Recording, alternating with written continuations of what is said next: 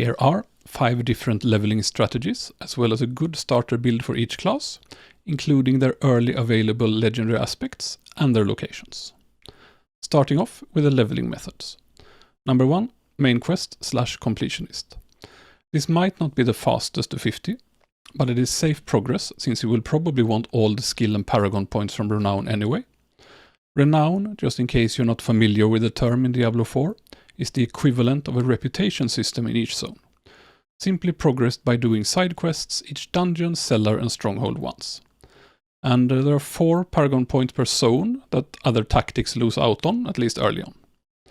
If you decide on this method, you should adjust the path you take through the game according to the dungeons and campaign quests that award early accessible legendary aspects, which I go through in the section for each class. The extra skill points from Renown can be earned at World Tier 1 and 2, but a higher World Tier is required for Paragon points. Some people claim progress is retroactive, and that would make perfect sense, I believe this as well, but I haven't played the closed beta, so I can't confirm for sure. All in all, this method is a safe bet, but it's not likely to be the fastest in pure experience, though again, it could end up being the overall most time efficient, due to the skills and Paragon points which you will want anyway. I'm personally leaning towards this method for launch, but I haven't decided yet for sure. Number 2, dungeon grind, and main quest needed at some point. This is quick and stable exp, fastest legit way I tested. Grind, for example, the dungeon Mallwood or another one you prefer.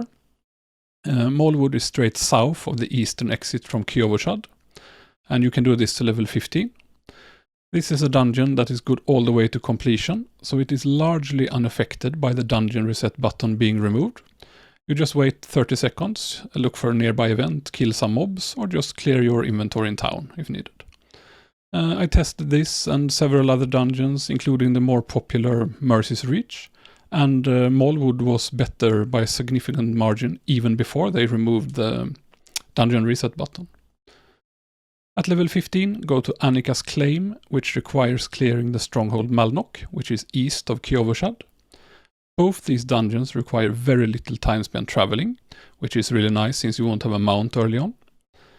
Grinding these will likely be the fastest to 50, but the drawback is that this method has the risk of losing out on renowned skills and paragon points, and the fact that you need to do the main quest anyway at some point. And since we are unlikely to know exactly how much exp the main quest gives, you would need to take a guess when to end the grinding and begin questing. A rough guess, assuming the other zone's main quest gives similar exp, would be to maybe end the grind at level 40. Number 3. World event grind and mob grind. Just roaming the world and killing stuff. If you could find a reliable rotation between events that constantly spawned, they seem to actually be really good exp, as well as lots of loot and obols for gambling even more gear. However, I think they might have nerfed the exp from events a little, so in the server slam event, spamming events seemed quite a bit worse than dungeon grind in terms of exp. It also has the same downsides as dungeon grinding, and if you can't find a reliably spawning rotation, it's just bad. It's probably not recommended, but it's worth to keep in mind if you happen to find the perfect rotation somewhere. So, moving on to the methods, I consider borderline exploits, which will most likely be fixed. Number 4, Town Portal event grind. This was one of the best solo exp and loot combinations in the beta weekends. You simply find an event, ideally where many active people go, for example just outside town. Complete it, Town Portal, and then go back in and see if the game puts you in a new instance where the event is up again. If not, just take Town Portal again back and forth until you do find the event again. This still worked in the server slam, but I think, once again, the exp events might have been nerfed. There was no mention in the patch notes, but it looked like it since it was definitely slower than dungeon grinding. For instance consistency, I think this still should be fixed, since it feels weird to arrive at a different world layer every time you town portal, and you can't really then take a town portal to repair from a boss, etc.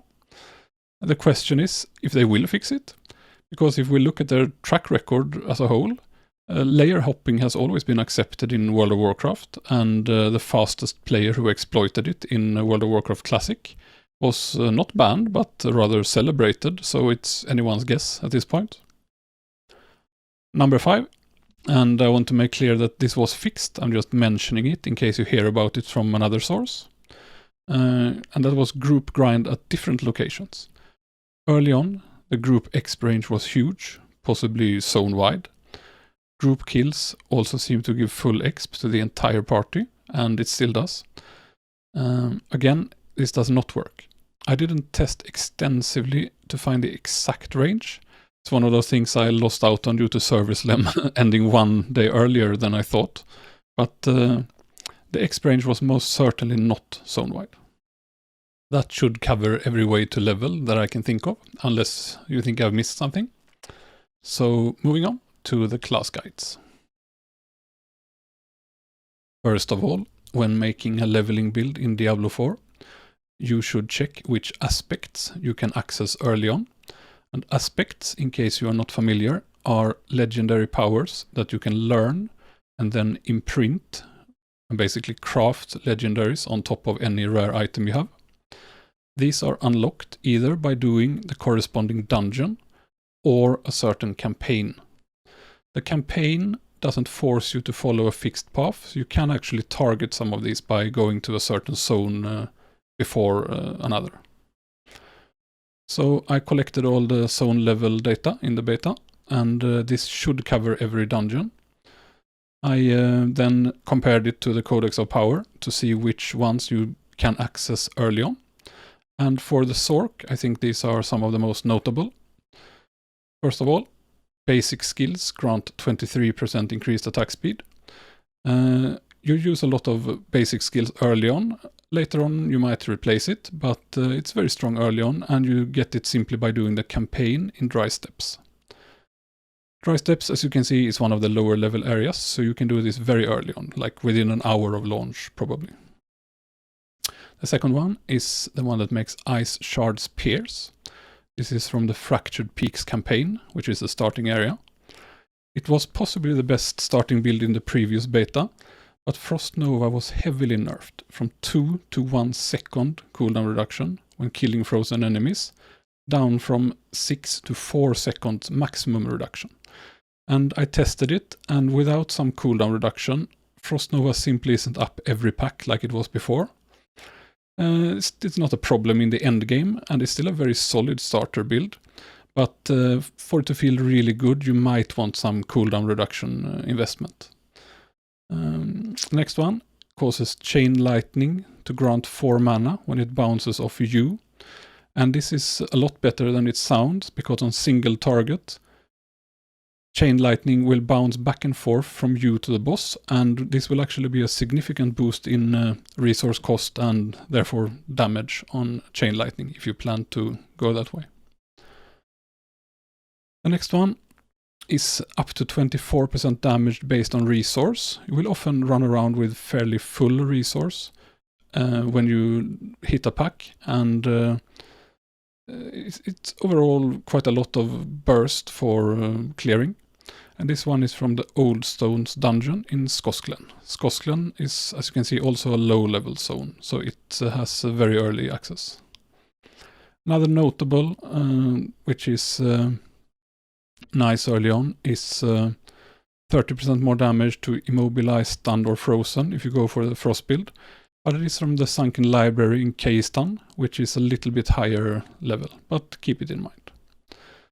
For builds, I recommend starting with Arc Lash and the movement speed upgrade, and Chain Lightning with Crackling Energy upgrade plus teleport. But at level 15, assuming you haven't found any specific legendary to build around by then, I think the Follow build is a solid starter. So here's a build I made as a starter build for Sorc.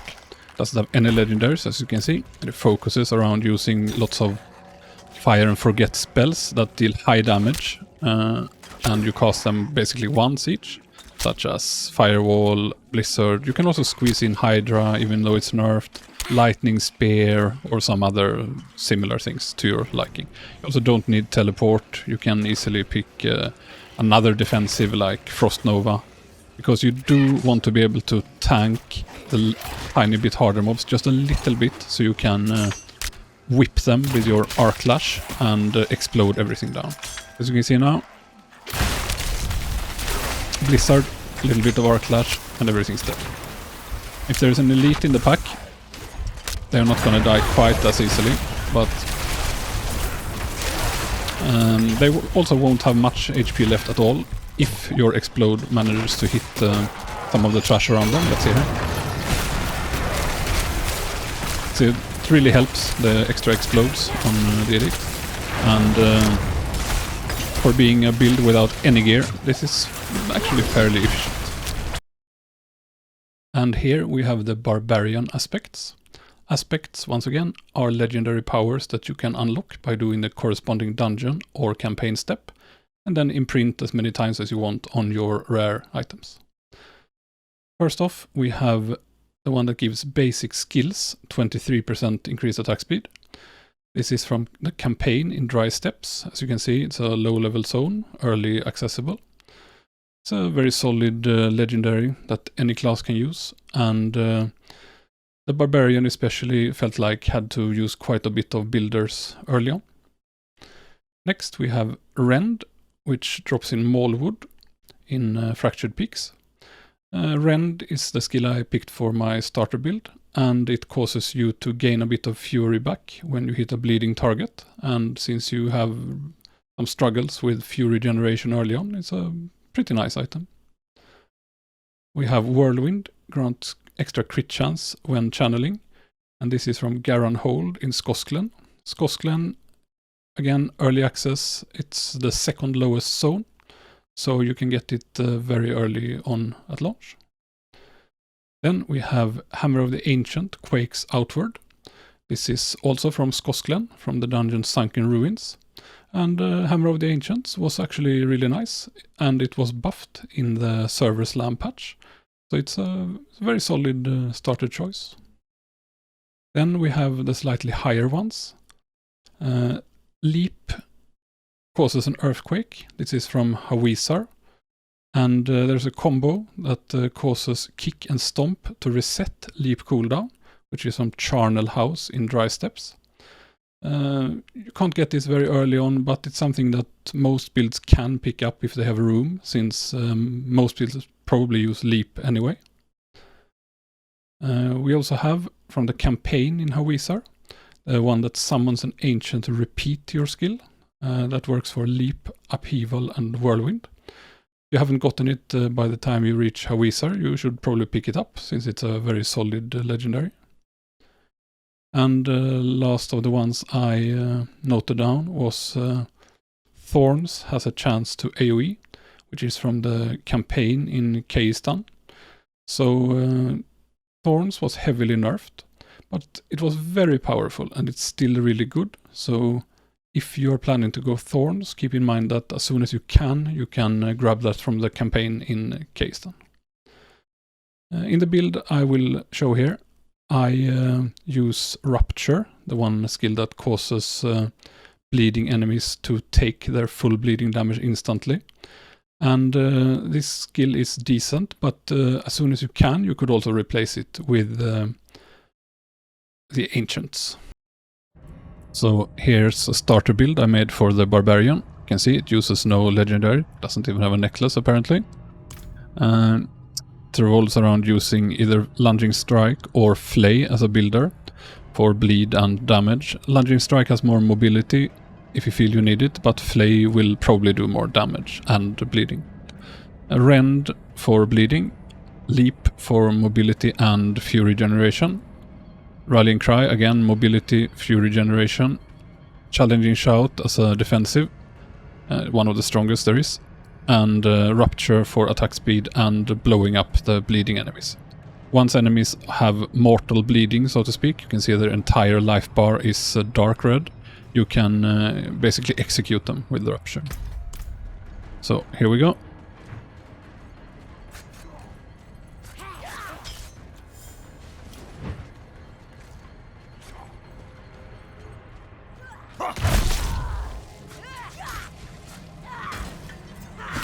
A nice dungeon where you can make quite big pulls.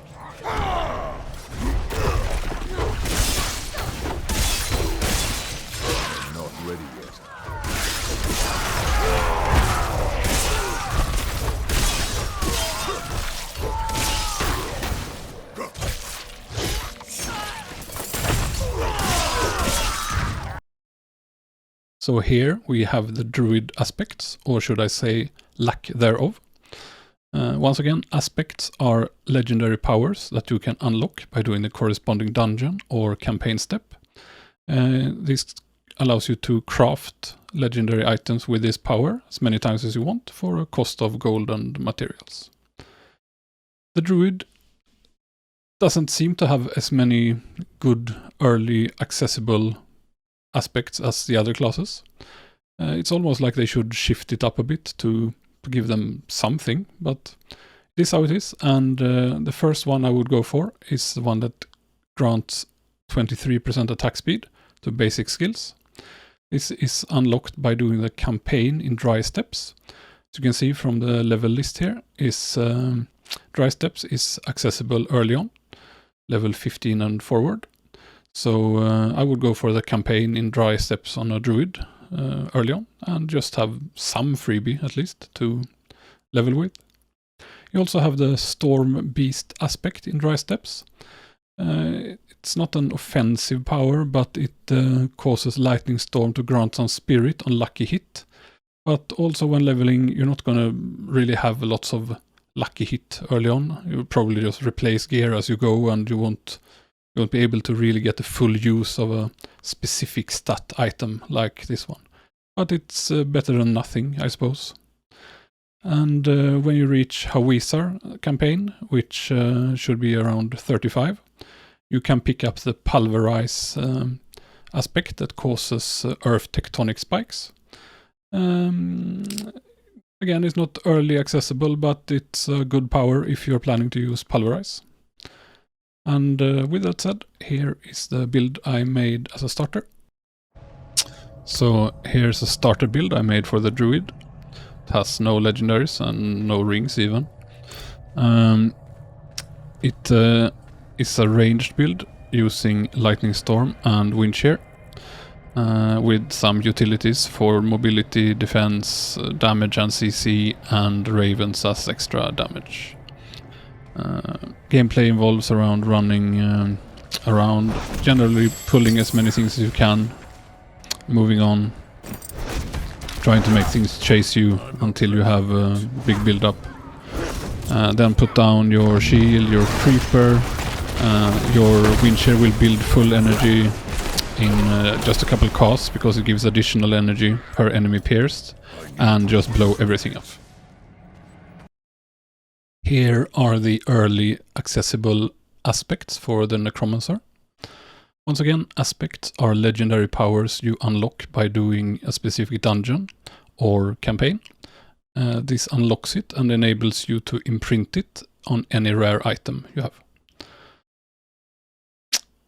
First one is Empowering Reaper. It causes critical strikes from Sever to have 10% chance to spawn a pool of blight. And Sever is a skill I picked for my starting build. It felt like one of the strongest, and this aspect certainly is stronger than most of the others you have available early on. So I think it's a very solid choice. It's from the Flooded Depths dungeon in Skosklen. And Skosklen, as you can see, is one of the lowest level zones. You can easily grab this really early on at launch. We also have aspect of Plunging Darkness. This causes Bone Prison to spawn a pool of blight with an additional 50% bonus damage. This is from Rime Scar Cavern in Fractured Peaks. So it's early accessible, and it's another skill I liked for my starting build. The generic one, Basic Skills, grants 23% increased attack speed, is from the campaign in Dry Steps. The Necro is one of the classes that does not need to spam a lot of basic skills. It's nice to keep in mind, but it's not something I would prioritize. We have Aspect of Bursting Bones, causes segments of bone prison to deal AoE damage around itself. I didn't actually get this one, but it looks strong on paper, so it is something I would go for. And it is from Paths of the Blind, Dry Steps. So it's also in a low level zone, early accessible. If you go for Blood Surge Nova, you have the one that causes it to echo another time for 70% less damage from Hoarfrost Demise in Fractured Peaks. So another really nice one, powerful and early accessible. If you are going for Thorns, and keep in mind that Book of the Dead can make your skeleton warriors gain your thorns.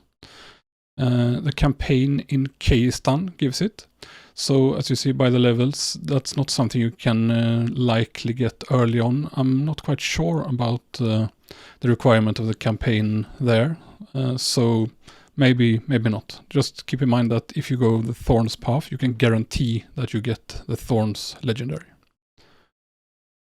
Overall, the Necro is very strong and solid, but it is slow. You have pets protecting you, but no mobility skill whatsoever, and not even any passives that increases movement speed, except for one that was really quirky. And maybe you could aim a little bit more for mobility legendaries, maybe gamble boots fairly early on. But Shivta Ruins in Keistan gives the one with 8% movement speed on crit. And I would try to get one as soon as I could. And in the build I show here, it's from the server slam. I mentioned that the skeleton warriors are so weak that they just die and they are not worth summoning. But that was hotfixed. So I don't know if there will be further changes at launch, but keep it in mind. So here's the starter build I made for the Necro. As you can see, it has no legendaries. I removed the ability to have skeleton warriors because in this version they just kept dying. Skeleton mages seem to be quite okay, deal good damage and survive decently, so I kept them. Bone Splinters was heavily nerfed, but it still seems pretty okay. All of these actually are fine, but this might still be the strongest, since it can shotgun in melee range. All the core skills also seem quite decent. Possibly Sever is the best damage per essence, just to use something bursty to kill down some enemies so you can use Corpse Explosion. Bone Prison for some essence generation and survivability. And perhaps most important of all, Iron Maiden. Iron Maiden becomes free, costs no essence. Instead, you gain 5 essence for each enemy cursed, which means on big packs you basically get full essence by just casting an instant curse every pack. It's one of the best generators in the game, and it has no cooldown. Additionally, it helps you with sustain because it gives you 5% maximum life for all of the enemies killed. So I think many of these other skills are interchangeable, but Iron Maiden is the key to an early Necromancer build.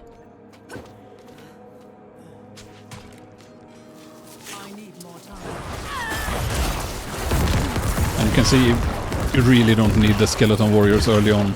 Everything just dies, and this is still one of the stronger specs in the game. It's just a bit slow. Necro can never gain mobility. Doesn't have any mobility skill. Didn't seem to be even any mobility legendaries or uniques that I saw. But could be some items that I added later or still not known. Here are the rogue aspects you have access to early on. And once again, aspects are legendary powers you unlock by doing the corresponding dungeon or campaign step, and then crafting them by imprinting them on your rare items. And Rogue has it really good in this regard. I made a Twisting Blades starter build, and you can actually get the build-defining Twisting Blades aspect that causes it to deal additional damage and rotate around you after returning by simply doing the campaign in Skosklen. Skosklen, as you can see, is one of the lowest level zones, so you can get this right off the bat at launch. And as an additional bonus, in Twisted Hollow in Skosklen, you can pick up the dash aspect that causes a clone to strike an additional time. So you really have a double whammy there in the start. There is also the aspect of Arrow Storms in Skosklen from Howling Warren. This one causes your marksman skill to proc up to 5 Arrow Storms that deal really decent damage in areas.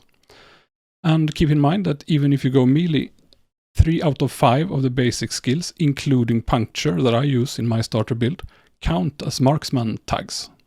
So you can use it even though it won't proc as often, of course, but it's a nice bonus if you have nothing else.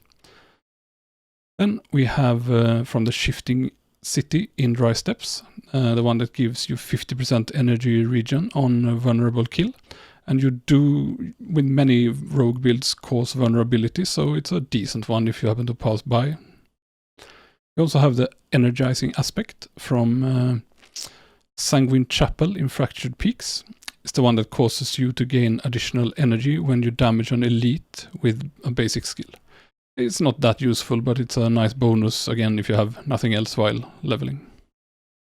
If you're going Penetrating Shot, you can get the aspect that causes it to shoot 2 additional projectiles, which is really powerful, from Hawizar, the dungeon Bastion of Faith.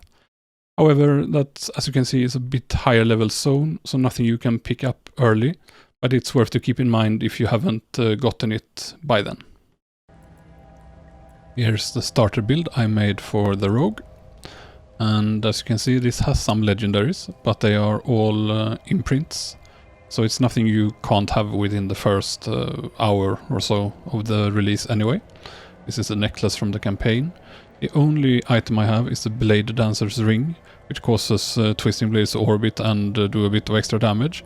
But this is also an item you can get almost instantly at release, because it is awarded from the Skosklen campaign. And Skosklen, if you look at the map, starts at level 10, so it's the second lowest zone, and you can go there within minutes almost of starting a new characters, as far as I understand, and imprint this one as well. So when it comes to skills, I have gone with Puncture, because it does decent damage, it applies vulnerability, and is one of the few skills that build extra energy. And it can also shotgun when you spec it to throw 3 blades, if you use it at close range. I like Twisting Blades best of all rogue skills, and it has this really neat add-on that reduces cooldown. Even if it's been nerfed, it's still really good. I use dash in this beta. There are heavy constraints on skill levels, so I've only put 1 skill here. Don't have many skill points at all. I use both Concealment and Dark Shroud for mobility and defense. One of these will have to go as later on when you can get an ultimate, but in this version it's just not possible. So I went with both, and I think that's a good starting point. Then I used Shadow Imbuement. It is still the strongest for clearing since it makes stuff explode. But for the level 30 boss and for Ashava, I switched to Poison Imbuement. So you can see, it gives decent mobility, you have dash. The imbuement makes stuff just blow up. It has excellent single target damage because of, you can see the eternal energy here from the class ability. Diablo4 also has some general aspects that any class can use. And some of these are defensive in nature and can be surprisingly strong for damage because they allow you to stay in there and keep DPSing instead of having to get defensive and kite. And the first is Aspect of Might. It causes basic skills to grant 25% damage reduction. You can keep this up basically forever. It is from Dark Ravine in Dry Steppes. Then we have Aspect of the Expectant. It gives you a stacking damage buff when you spam basic skills for your next core skill. It's nice if you have a build with a playstyle. For example, Upheaval has a similar enhancement. It's from Underroot in Skosklen. Then we have Aspect of the Protector. This one gives you a defensive bubble when you damage an elite enemy with an internal cooldown of 30 seconds. This is from Lost Archives in Fractured Peaks. We have Edge Master's Aspect. Gives you a small damage multiplier based on your available resource. And it's a nice little freebie you can use early on. And some builds I think can actually keep it in endgame. It's from Old Stones in Skosklan. Then we have Eluding Aspect. This is a really nice defensive. If you become injured while crowd controlled, it grants you unstoppable. So basically it frees you from the crowd control and can save your life. Has a 40-second cooldown. Very nice, from Caldera Gate in Fractured Peaks. We have the Rapid Aspect. Causes basic skills to get 23% attack speed. It is from the campaign in Dry Steppes. And another one, which is not really an aspect, but when you complete the campaign in Fractured Peaks, the starting zone, you gain a necklace with a power that creates an immunity bubble when you take damage under certain conditions.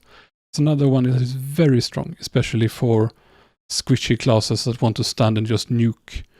You wait until it procs and you can just go ham for a while. Surprisingly strong DPS aspect. That's all. And if this was useful to you, kindly like and subscribe, and I will see you at launch.